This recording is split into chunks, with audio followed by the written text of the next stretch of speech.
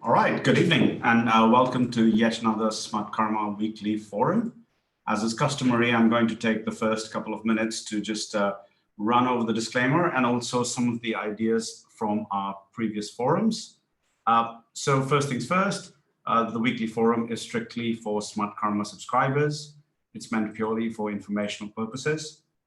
It does not constitute investment advice. It is the opinion not of Smartkarma, but that of our insight providers. And lastly, but importantly, Chatham House rule apply. So please do not share any of this material on social media or any other public forum without express permission. Perfect. With that done, let's spend a couple of minutes doing a mini recap of some of the ideas from our previous sessions. So last week, we veered into uncharted waters and perhaps unfriendly waters by taking a look at StarHub. This particular telco is a hidden play on reopening in Singapore. It's had a change of management. It's done extreme cost cutting, gone really digital in many ways, and is very, very neglected by the market. The stock is on 5-year lows at the moment. In addition, on the flip side, we took a look at fast retailing. This is the parent company of the Uniqlo brand, which I'm sure you're all familiar with. And we actually presented a bearish or a conservative thesis on this company. And lastly, we also spent some time looking at the upcoming direct listing of Coinbase. They're targeting $100 billion in market cap, which is, needless to say, very controversial. And we sort of explored what are the key merits and risks involved here. The week prior to that, we looked at a Singapore-listed small-cap oil company called Rex International, which was an interesting pitch by Nicholas van Broekhoven. He explained to us how this is trading on just 1x PE. Then on the large-cap side, we looked at Pinduoduo and explored why there might be reasons to get very cautious on what has otherwise been an excellent execution story. And then in our thematic part of the forum, we took a look at telcos and we explored positioning, and we dived into how it's a sector that's extremely neglected at the moment. And actually, it was because of this presentation on the 25th that we then delved deeper into StarHub on the 1st of April. So like this, you will notice that the forum is nicely split into roughly 3 sections. In our first section, we typically look at an under-researched, not a very well-known small or mid-cap name, where there is something extremely interesting or peculiar happening. In our second section, we always try and look at a very well-known large cap and outline something that might be extremely mean variant or different from what the market has assumed. And then we always spend some time on a thematic that we think is very, very interesting. I still recall in our first session, we were talking about the hydrogen economy as a theme. And just a few months later, it's become so popular that the FT is organizing a whole conference on the hydrogen economy. So that's what we like to do. Now, one final thing. You are highly encouraged to ask questions and participate in the forum. You can do so by using the Q&A button on your Zoom application, or if you want, you can also just simply send the questions via the chat. Also, very relaxed. Also, the questions can come at any time. You don't have to wait till the end. The style of the forum is very rapid fire, to the point, and we try and keep it short and sweet. So let's kick things off for today. So this time around, we're going to kick off by looking at a small cap where its first quarter profit guidance is for a 300% year-on-year increase in profits. And it's a stock that's on just 5x earnings. Then in our large cap section, we will take a look at 2 Chinese tech companies. The first is Xiaomi, which is listed in Hong Kong. And the second is Tencent Music, listed in the US. And we will explore a bullish thesis on both of these. And then in our thematic section, we will we will venture into a very new direction. We will explore the evolution of carbon markets. So quite an interesting agenda today. Let's kick things off. Okay, so the small cap we want to talk about is called Sinotrans. This is a name. It's actually a very well known business in China. It's been listed for a very long time. 598 Hong Kong. Sinotrans is a logistics company. As you can see in the chart here, it's got a market cap of 2.9 billion, so just shy of $3 billion US dollars. It trades 5 million USD a day. And you can see also on this chart, from the green dots, it's an idea that we've been following for a time. It really crashed in 2020, got very close to $1.50. It's doubled from those levels. It's over $3 at the moment, but we think it's got a long way to go still. So let's explore that thesis. Okay, so first things first. So Sinotrans, as I mentioned, is a logistics company. It happens to be China's largest freight forwarder. They have more than 10% market share here. They are also the largest shipping agency and a major logistics operator. There's a bit of background to this. The ultimate parent of Sinotrans is a group called China Merchants Group, and they operate some of the largest ports in China. And Sinotrans used to have a sister company, they still do, which is called Sinotrans Shipping, which is a major ship liner. So, the beauty is that Sinotrans has a lot of captive business because of that parentage with China Merchants and that, a sibling ship that it has in the Sinotrans Shipping Company. So, amongst many other things, they operate DHL China, which is DHL's JV in China. And they are among the largest international express companies. So that's another great business they've got. The last part is kind of my favorite as well. They have 10 million square meters of land and over 4 million square meters of warehouses. So they've actually got a lot of hard, real property assets that they own. And they're booked at a very low cost of just 19.6 billion RMB. So about 3 billion RMB. This is far below the replacement cost of this sort of land bank and warehouse assets in China today. As a result of this, Sinotrans is actually a major beneficiary of China's REIT program. We've spoken about this before. So last year, China officially approved the start of a REIT program in onshore China. And the first part of this REIT program is infrastructure REITs, where they want to take warehouses, toll roads, any kind of infrastructure assets and list them in the form of REITs. So Sinotrans is actually a major beneficiary because they have the largest land bank of warehouses in China. They've already taken steps to explore the issuance of an infra REIT. They've set up a subsidiary company called Sinotrans Real Estate to do that. Now, there is a core fundamental reason. Every investor who looks at Sinotrans today values it on a PE basis. Now, freight forwarding and shipping agency, these are low margin businesses. Hence, you will never get a high PE multiple. If you were to instead value Sinotrans on the replacement cost of the assets that it owns, it's extremely cheap. And unfortunately, the market just refuses to look at Sinotrans on an asset value basis, right? And by doing a REIT and spinning off these assets into that REIT, Sinotrans will be able to exploit that because every time they sell one of the warehouses into a REIT, they'll be selling it at the market price.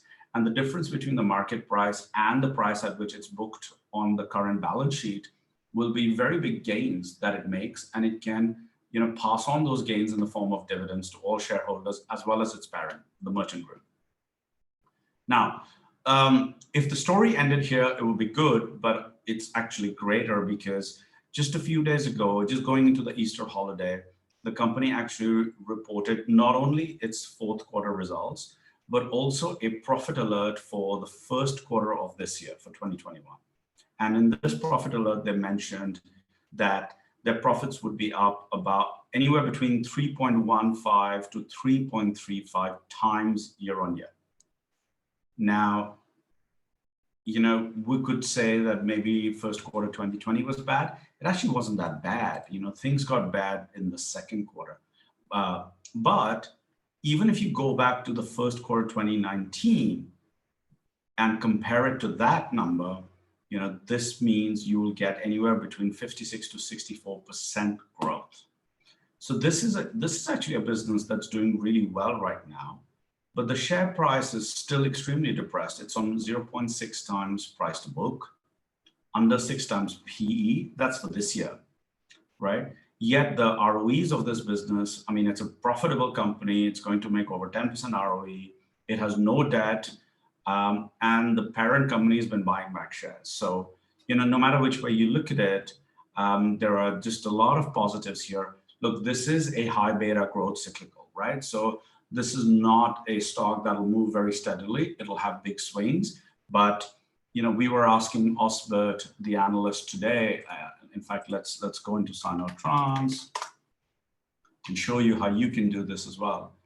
So when we go into Sinotrans here, earlier today, we were asking Osbert, what would be your 2 to 3 year out fair value? And Osbert was replying, he's looking at between $4.80 and $5. So that's still pretty substantial.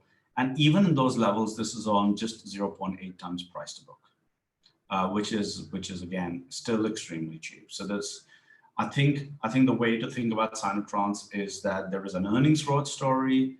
And on top of that, there is a potential value unlocking in the form of REITs.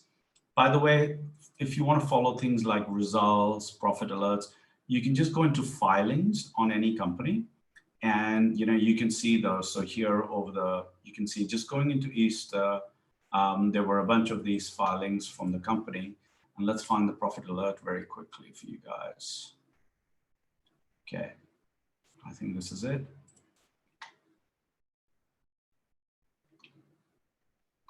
There you go. This is where they were estimating. And let's make it a bit bigger. Right. So here you go. Net profits is estimated with this, and that represents a year-on-year increase of this, right? So, and they very clearly gave you a breakdown. They'll make between 8.05 to 8.5 for, 100 million renminbi. In first quarter of 2019, the corresponding number was just 5.82. Okay. Fantastic. So that's that's pretty much the first idea. You can see that, the stock hasn't even gone back to its previous highs, and Osbert thinks it will make new highs. If you've got any questions, you can ask now or, towards the end. I'm just going to keep plowing on and look at the other ideas. So in our large cap section today, as I mentioned, we will be looking at Xiaomi and Tencent Music. They're both very interesting companies. I think a lot of you would know Xiaomi. Maybe some of you might not know Tencent Music, but you would know Tencent anyway.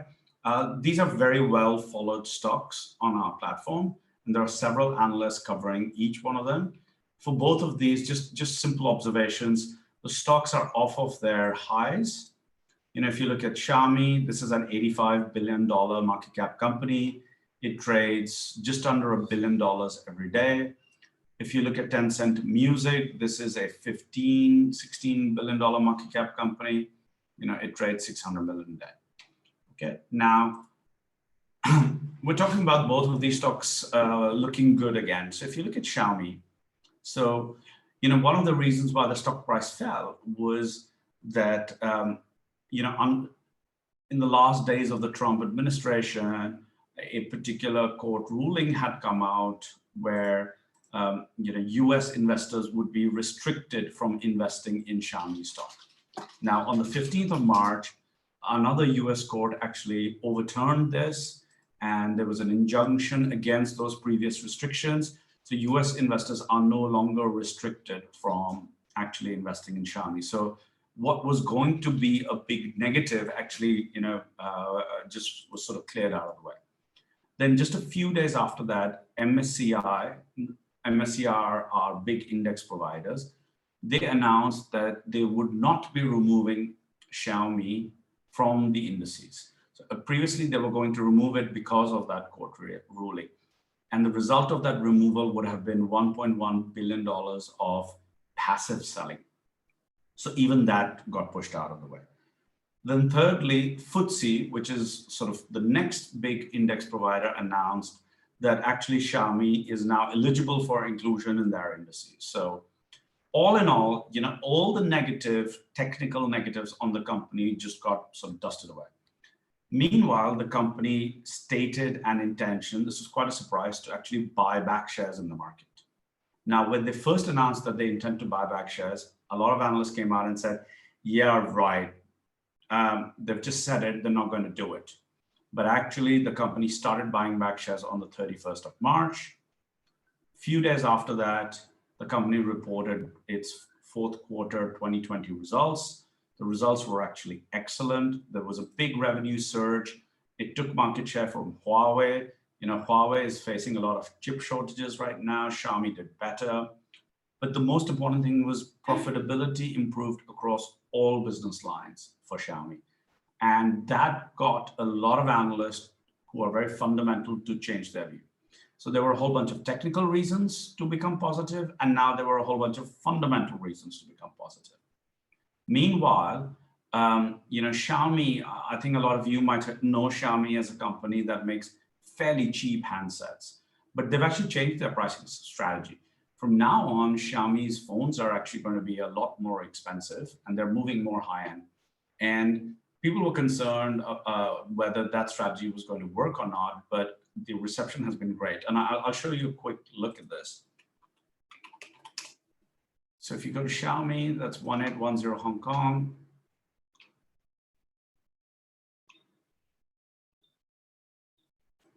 So this is a research piece from Minglu. He's one of our analysts. He covers China tech and internet, and he's based in Shanghai. So he did a store visit. So he went to, this is Xiaomi's store in Shanghai. And this is great when an analyst says that I found myself totally wrong. The store was actually quite crowded, blah, blah, blah, compared to the deserted Honor store next door, which is here as you go. Honor is, linked to Huawei. And this is on the day of a public holiday, it's a Monday and so forth. So as he described in his note, actually the high pricing strategy is doing quite well. People are perceiving that with improved product quality.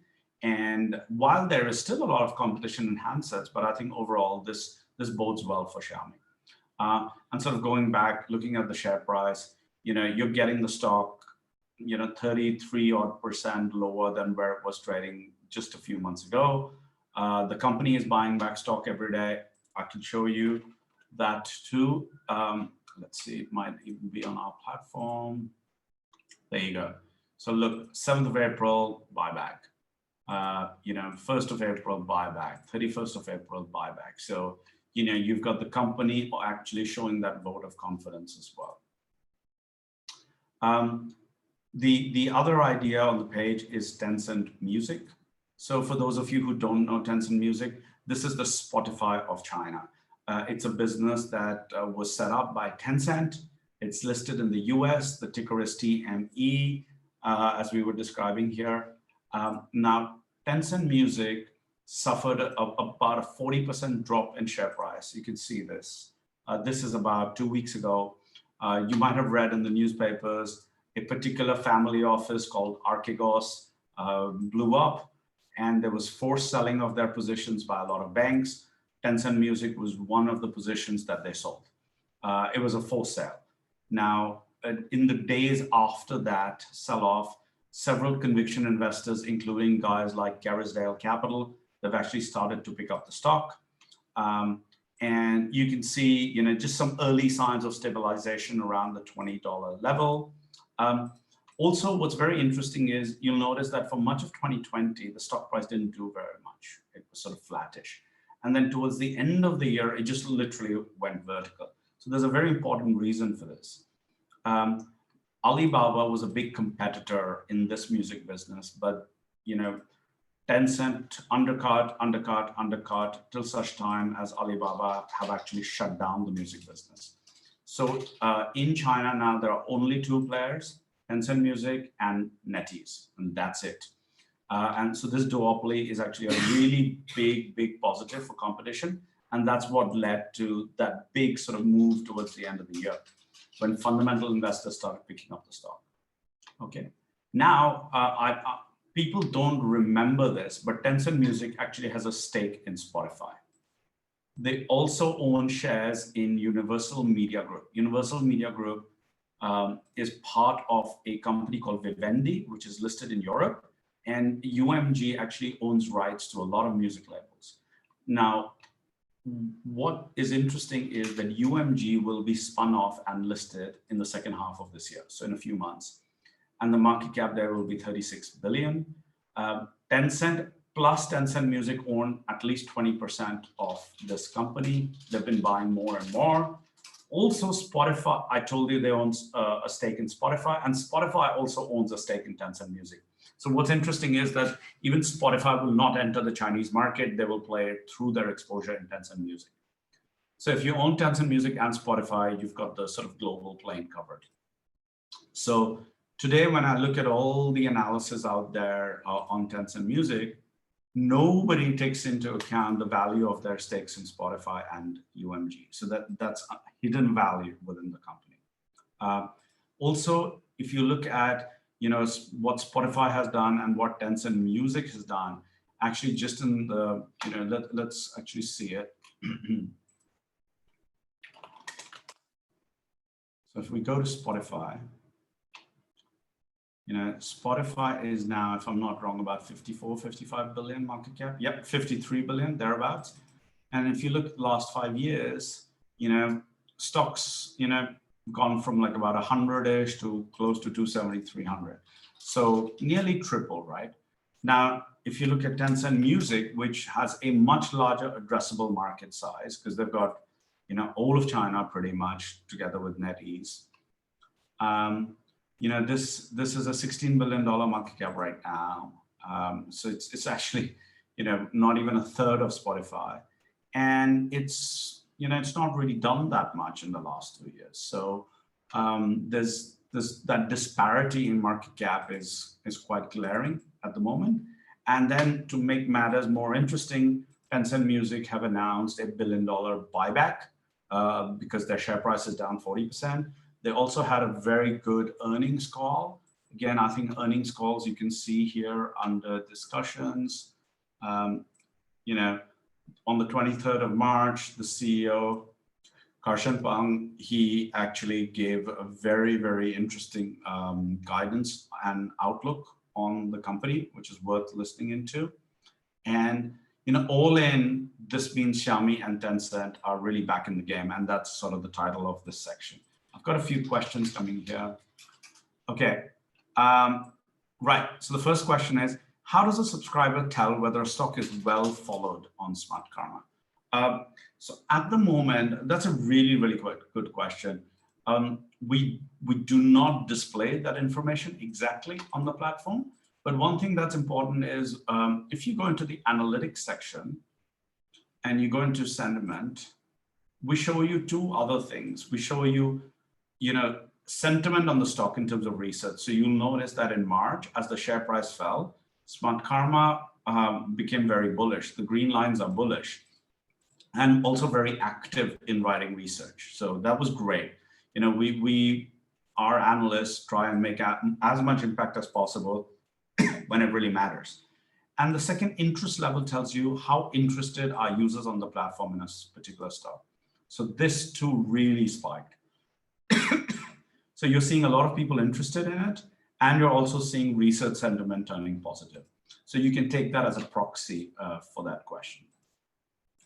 I have another question here on any price targets for Xiaomi and Tencent. So I think, with these companies, we find price targets to be very sort of, they're moving targets. It's about, is it a 12-month price target? Is it a 3-year price target? Is it a 10-year price target? And so on. It keeps varying.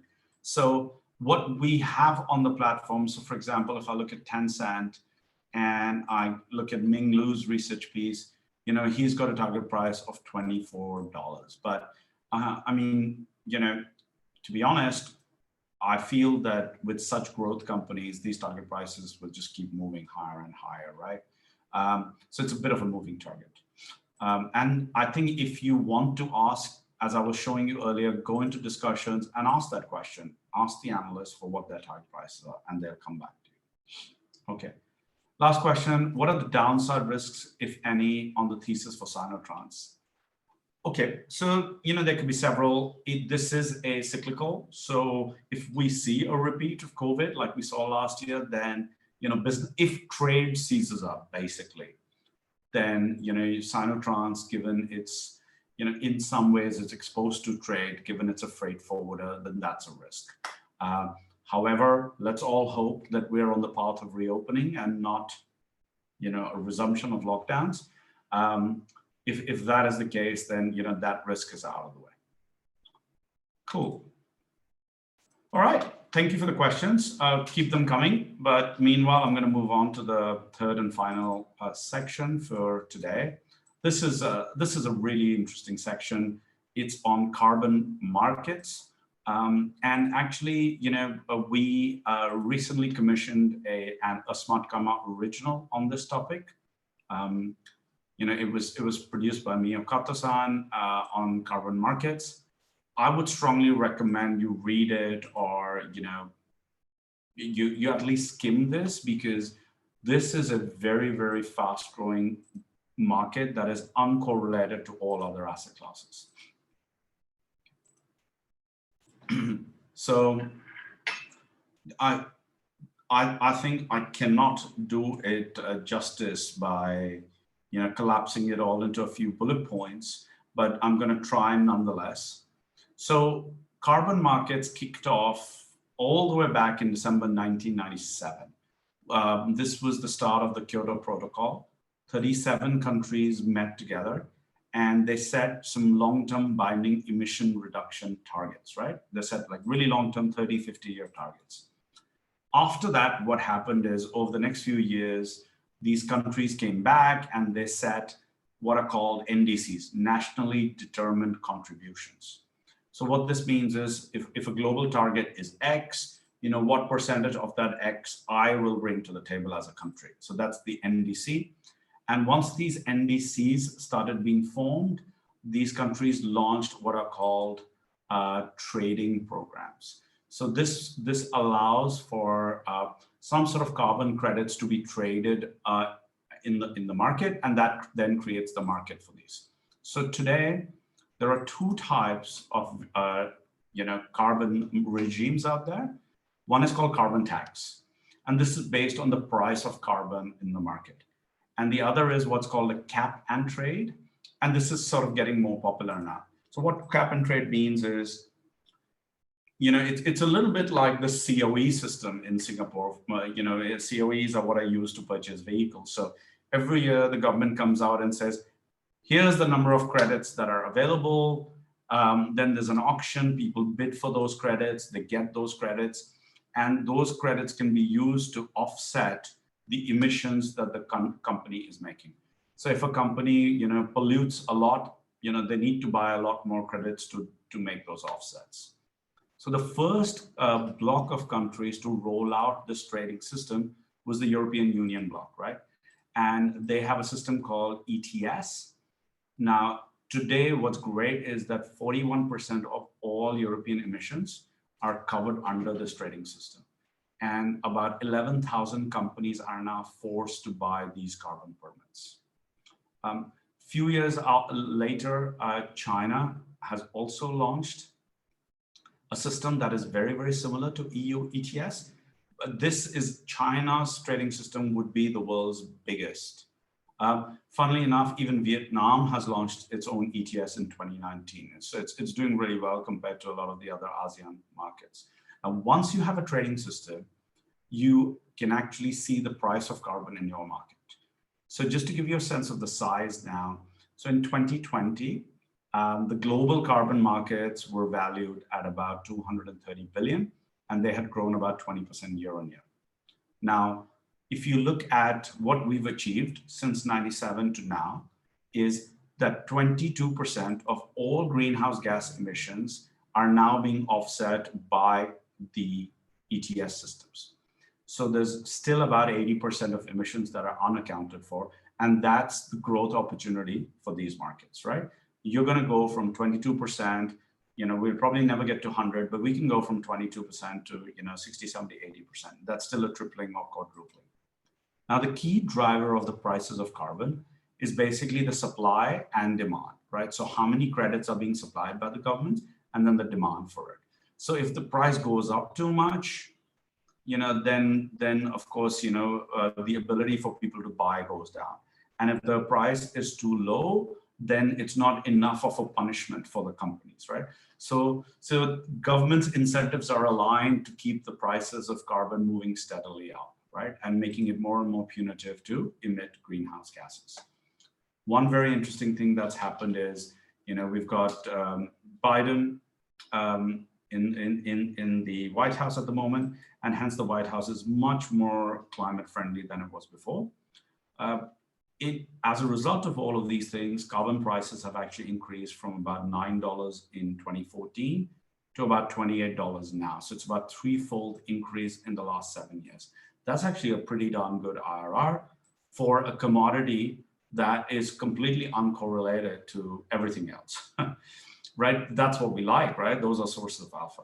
Now, I know some of you guys are going to have questions on how to play this. So there are two ETFs out there. One is called KRBN, short for carbon. So this is US listed. And then there's also a iPath Series B carbon ETN, which is GRN. KRBN is several times bigger than GRN. In addition, for those of you who can trade futures, the European ETS actually has a futures contract that trades on the ICE exchange, so you can look at that too. And just to sort of show you, we've sort of explained how these markets are emerging. So I think now, starting maybe like end 2020 is when the carbon markets are really starting to become mainstream globally. You've got Europe, you've got China, you've got US, Japan is going to come on soon. Some of the ASEAN countries, I know Thailand's done a pilot test, Vietnam's gone live. So very, very soon, a lot of these countries are going to start doing this. This will make the markets more efficient and mainstream. And I think this is a theme to follow very closely. And we'll obviously be providing more research here too. So now I'm going to take a few minutes and look at any more questions. So I've got a good question on Xiaomi. Will Xiaomi face chip shortages? To be honest, I think Ming Lu and some of the other analysts are better equipped than me to answer this. We will post this as a discussion on the platform. Let's actually do it right now. So we can just post it now. Xiaomi, we noticed Huawei facing chip shortages in Q4. Will Xiaomi be able to avert similar shortages also? And I'm going to actually tag Ming Lu in it. There you go. Okay. Next is there any way we can be alerted of these companies' buybacks? Fantastic question. We're actually in the process of rolling out consolidated exchange filings for you in an email format every day. Maybe I can sort of give you a quick glimpse on what that looks like. And in that, then one email, you will have buybacks mentioned there too. Okay. I've got another question here. What is your view on iFast after their recent transaction? Recent presentation. Again, I'm very sorry. I don't have a view on iFast. The views we present here are views of our research providers. We could, if If we go into iFast, you will be able to quickly see these. The last research report was on the 8th of Feb. After this presentation on the 6th of April, there hasn't really been an update from the analysts. If you've got any specific questions, please post them and let the analysts respond to you. I hope that's okay. I'm not dodging the question. It's just I don't really have a view, not educated to comment on it. All right. With that, if there are no further questions, I'm going to thank you guys for participating. And please keep the dialogue going even after the weekly forum. We also really value any feedback or inputs you can give us on topics or themes you want to get covered in following sessions. Just message us on the platform, send us emails, whatever's easiest for you. But with that, I just want to thank you and all the best for the coming weekend. Thanks. Bye-bye.